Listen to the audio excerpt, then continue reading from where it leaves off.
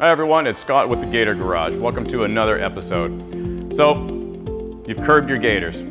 What do? You can see here on this wheel, we've actually had an impact on it, and the gator has pulled away slightly from the rim. This is called walking. We've talked about it before, and walking is when the gator will come away from the rim. It's either an installation error or a driver error. So in this case, it's driver error. This is what's pulled it away. You gotta remember that we're dealing with a vehicle that's roughly 2,800, 3,000 pounds on average, going up against a curb that is stationary, so something is gonna give, and it's gonna be the gator.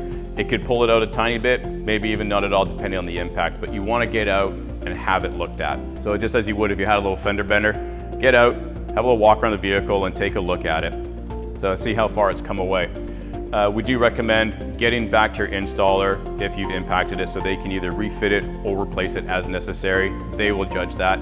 We do recommend putting a new one on just to be cautious. You could warp it just depending on the impact, and that could make it not sit properly. So a new one is your best bet.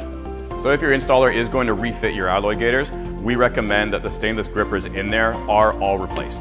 Now the reason that we want to have the AlloyGator looked at right away if you do impact it is that if it has come away from the rim and you continue driving, that vehicle weight and pressure is slowly going to push the gator out more and more and more until it finally comes all the way off. So before that happens, we want to get back and have it looked at and just have it replaced or refitted.